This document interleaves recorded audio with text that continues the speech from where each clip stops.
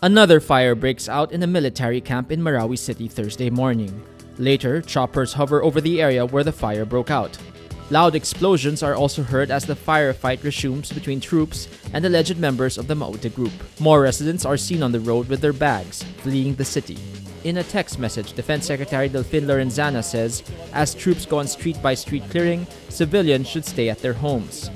Lorenzana says the target of the operations that triggered the clashes, Abu Sayyaf senior leader Isnilon Hapilon, may still be in the area. Western Mindanao Command Chief Lieutenant General Carlito Galvez says the military needs a few more days to clear Marawi City of terrorists. Philippine Army Major General John Aying, commander of the 3rd Infantry Division based in Capiz, says the terrorists are not likely to spill over to the Visayas. He says they have no bases, they have no sympathizers here. The Armed Forces of the Philippines promises to respect basic human rights of Filipinos in the implementation of martial law. The Defense Department issued guidelines to the AFP Thursday. Human Rights Watch, or HRW, urges the military to exercise utmost restraint in implementing martial law in Mindanao.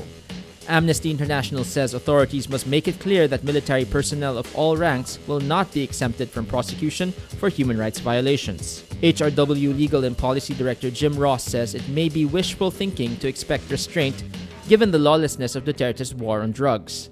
He adds Duterte's casual reference to the late dictator Marcos should be especially alarming. Duterte said his martial law is no different from that of the late dictator Ferdinand Marcos, which was marked by corruption and human rights violations. Congress, filled with President Rodrigo Duterte's allies, has no intentions of revoking the declaration of martial law. Senate Majority Leader Tito Soto says Congress need not convene since it has no plans of junking the proclamation. Soto says we have no intentions of revoking, therefore we need not meet jointly. Senate President Aquilino Pimentel III says he has not heard any objections so far. Senate President Pro Temp Ralph Recto also says it is highly unlikely for Congress to revoke the martial law declaration. So far, only Minority Senator Antonio Trillanes IV openly opposes the proclamation. Former President and now Manila Mayor Joseph Estrada says President Duterte should take a step further and declare an all-out war against the terrorist groups. Justice Secretary Vitaliano Aguirre, for his part, urges those who oppose martial law to go to the Supreme Court, or just see the wisdom of it. The left-leaning allies of President Rodrigo Duterte in the House of Representatives are re-evaluating their alliance with the so-called supermajority. ACT Teachers Representative Antonio Tino says this declaration of martial law is very serious. Even if it is limited to Mindanao, the president has crossed the line. We need to weigh our alliance with the administration. Groups allied with the bloc also plan to question the declaration before the High Court. The latest social weather station survey says satisfaction with the administration of President Rodrigo Duterte improved in the first months of 2017.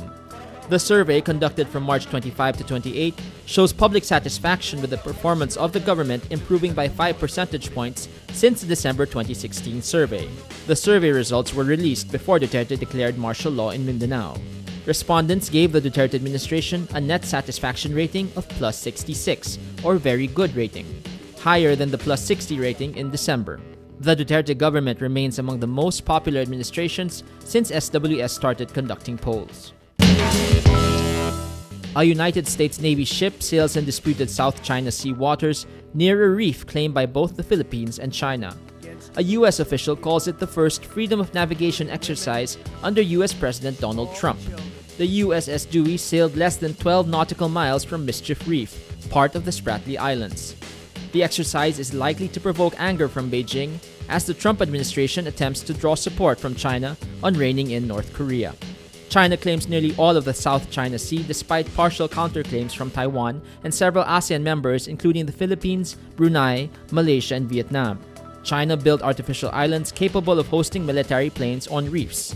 The U.S. challenges China's ownership of these islets and pushes for a diplomatic settlement of the disputes.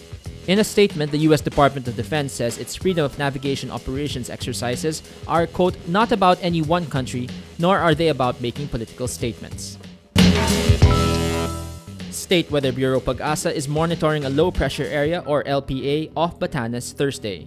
At around 4 in the afternoon, the LPA was located at 380 kilometers east-northeast of Pasco, Batanes. A southwest monsoon is also affecting the western section of Luzon and Visayas. Luzon, western and eastern Visayas will experience cloudy skies with light to moderate rain showers and thunderstorms in the next 24 hours. The rest of the country will be partly cloudy to cloudy with rain showers or thunderstorms.